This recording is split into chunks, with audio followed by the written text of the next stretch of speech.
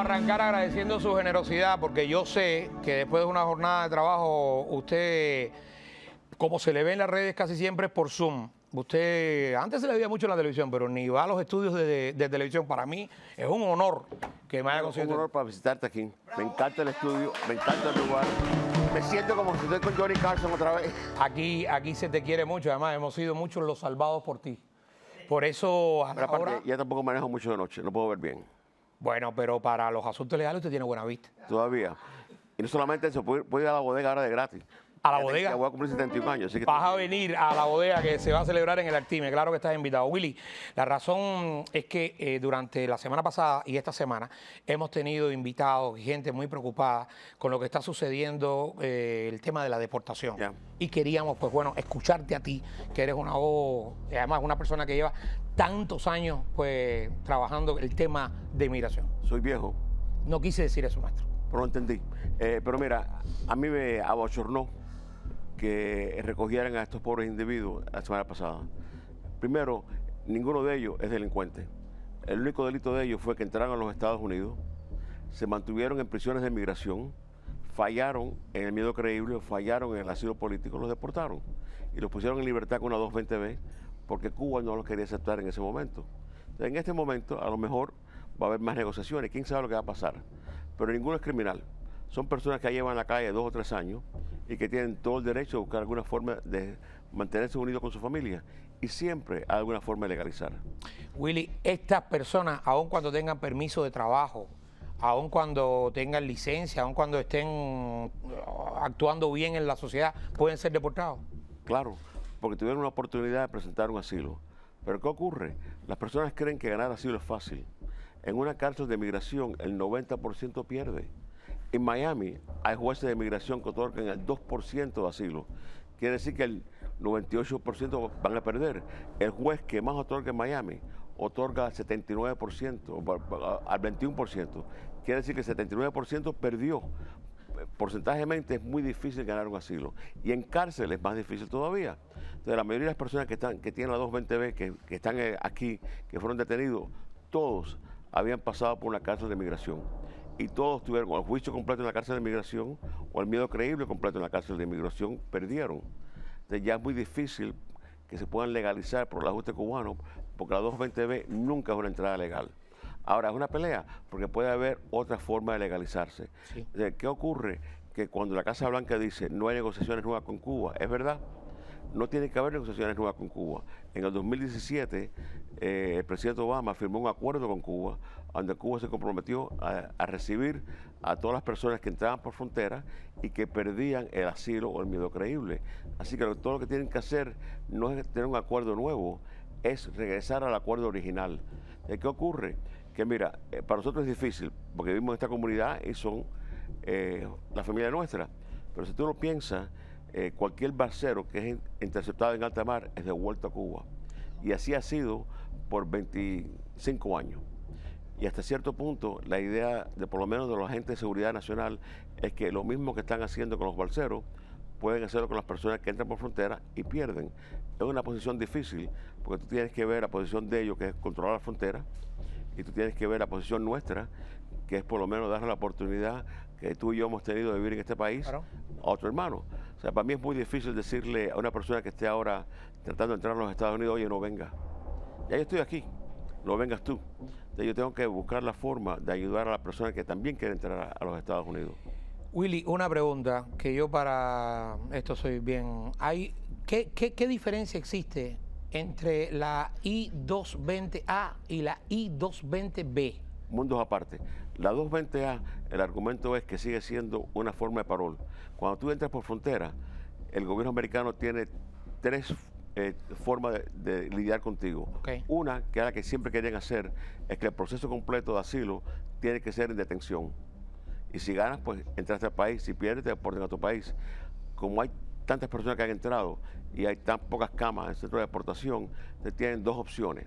Opción 1, te ponen en libertad con un parol, que para mí es la 220A, o te ponen en libertad con una fianza, que nunca es una entrada legal.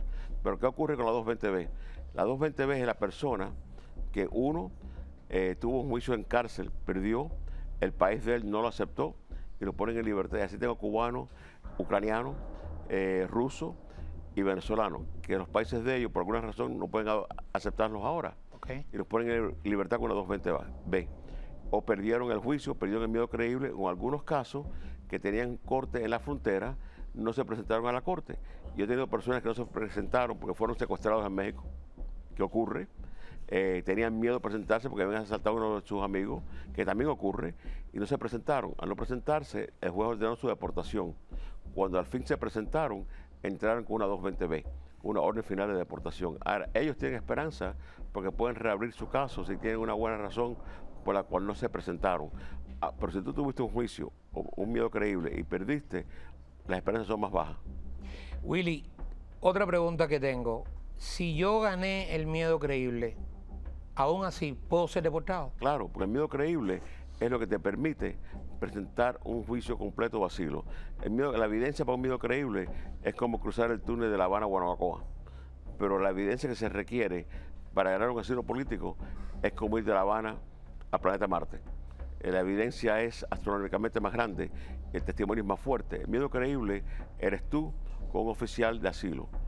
El juicio de asilo eres tú con un juez, un fiscal que va a tratar de desmentirte o demostrar que lo que te pasa a ti es común, y entonces tu abogado que te va a defender. Mira, por ejemplo, hoy le otorgaron asilo al joven que vino en kayak. Ajá.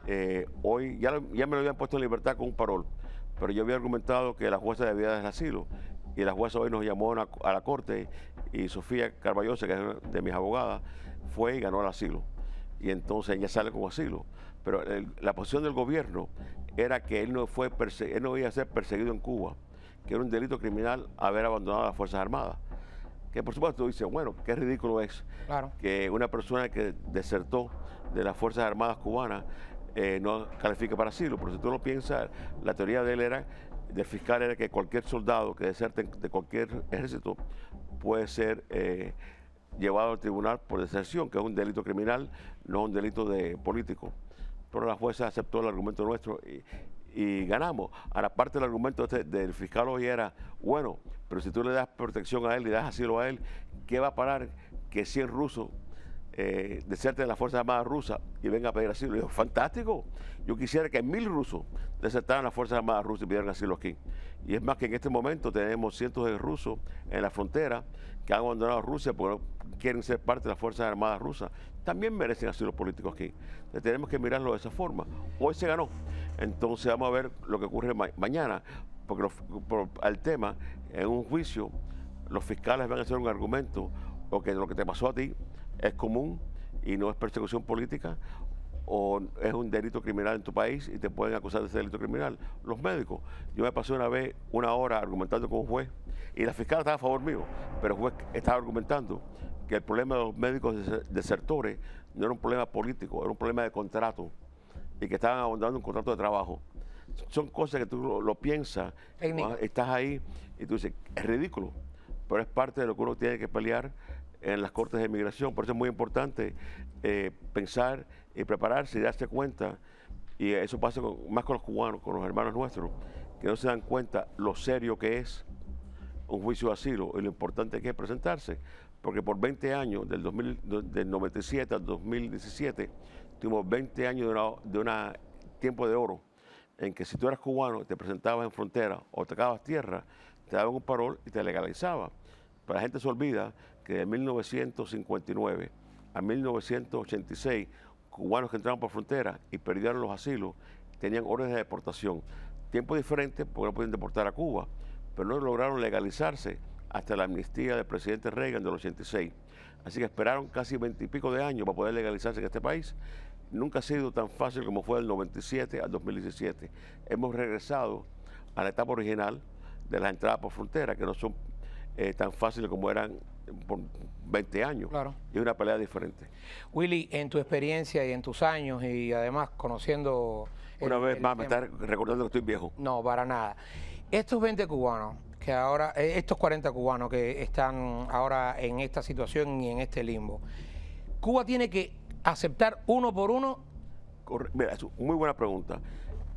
Cuba no manda a pedir a quien quieran. Okay. Los Estados Unidos te mandan una lista a Cuba de personas, mira, estos son los que tenemos deportados. ¿A quién tú vas a aceptar?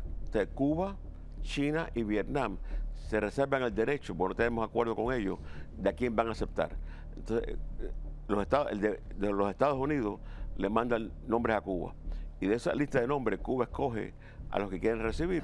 Usualmente la experiencia mía es que van a escoger gente que tiene a dónde van a vivir.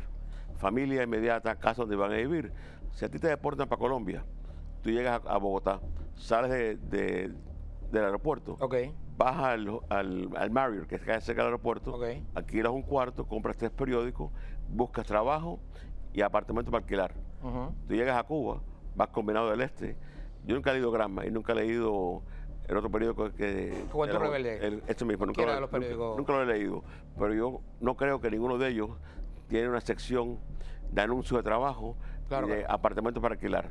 Entonces, para que te vuelvan a Cuba, te tienen que enviar a una casa de familia, a tu familia en particular. Entonces Cuba tiene que primero encontrar ese familiar que te recibe. Correcto. Y decir, oye, vamos a traer a tu primo, tú lo recibes. Y el familiar tiene que decir, sí, yo lo recibo. Entonces, si tú no tienes un familiar que te reciba en Cuba, Cuba no te va a aceptar. Hasta mi experiencia ha sido que todas las personas que Cuba ha aceptado son personas que tenían a dónde ir a vivir, porque tenían papá, mamá, hermanos, hijos mayores de edad, alguien que los recibiera. Es decir, a buen entendedor, con pocas palabras. Es decir, si no tienes quien te reciba, ya entonces Cuba te dice que no. Cuba no se va a comprar más problemas. O si van a la casa de tu hermana. Y tu hermana diga, no lo resisto. No lo resisto. Nunca quiero verlo. Aquí no hay espacio para él. Eso pasó con un cliente mío. La hermana dijo eso. Estuvo preso en Chrome casi 94 días. Tuvieron que volver a soltarlo. Y el deportador me dijo, se va, lo aceptaron. Se quedó. Suerte también, es suerte. Se están haciendo presiones y bueno, se está pidiendo a los políticos electos y todo lo demás. Pero en realidad, ¿qué puede pasar? Bueno, mira, yo creo que las personas se liberaron y no siguieron con estas detenciones por una persona. Y es Manny Díaz. Si tú recuerdas, Manny Díaz fue el alcalde de Miami, un gran alcalde, y también es el presidente del Partido Demócrata del Estado de la Florida, y fue uno de los abogados de Lian. Y yo hablé con Manny cuando empezó todo esto, y la ira de que él tenía solamente era igual a cuando ocurrió el problema de Lian hace más de 24 años. Y yo creo que la ira de él, y él tiene acceso a la Casa Blanca, cuando él llama a la Casa Blanca le contestan. Y yo creo que fue la voz principal que le dio a entender a este gobierno que estaban actuando de una forma mal. Ahora, lo que él me dice a mí es que de la Casa Blanca le dijeron que fue una operación de ICE independiente. En ese momento, Alex Mayorga, que es el director de DHS, está en Japón. Yo no sé si fue independiente de las personas que estaban pensando que venía un arreglo, que había un arreglo, podían detener, o si fue algo que ya estaba preplaneado y se le salió mal, igual que... Mira, yo no creo que es ningún secreto que yo soy demócrata y que apoya a este gobierno. Pero yo no apoyo la acción de la frontera con los venezolanos. Para mí es cruel, es inmoral que el presidente diga un día es irrazonable deportar a Cuba, Venezuela y Nicaragua, y el próximo día tú les cierras la puerta a los venezolanos que están escapando de la dictadura a la cual tú dijiste que no era razonable deportar. Entonces, ¿qué estamos haciendo? Estamos jugando a Poncio Pilato. Nos lavamos las manos, los devolvemos a México para que México los deporte. Para mí es inmoral. Entonces esta política con los venezolanos es inmoral. También es inmoral que si estamos hablando ahora que no es razonable deportar a Cuba y tú vas a deportar a jóvenes que el único crimen fue no ganar un asilo en cárcel, también es inmoral. Si tú quieres deportar, demora a los tarjeteros, deporta a los que han creado fraudes de migración, a los que han creado fraudes de transporte humano, a los que han involucrado en fraude de Medicare. Todas esas personas los puedes recoger y enviarlos. Pero no empieces enviando a los pobres infelices que perdieron un asilo porque estaban en una cárcel y que están trabajando y que la mayoría tienen familias aquí.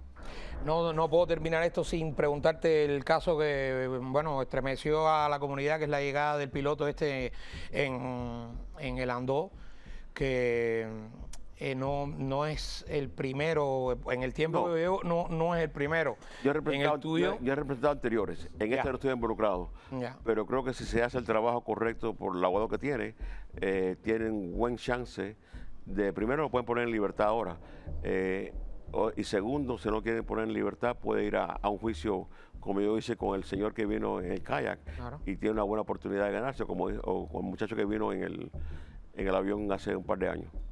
Te agradezco mucho, Willy, tu presencia aquí y además quedarme con este material, poderlo cortar y poder pues llevar toda esta información a toda nuestra gente. Bueno, gracias por invitarme a tu nueva reencarnación. Estoy orgulloso de ti y veo que tienes a la Virgen que me protege a mí y que nos protege a todos. Amén. Oye, te invito a que no te vayas porque a continuación tienes que escuchar a Lenier, que viene anunciando conciertos y además cantando aquí en Lo escuché al Univista TV. principio. ¡Qué programazo! ¡Qué programazo! Quédate, Willy.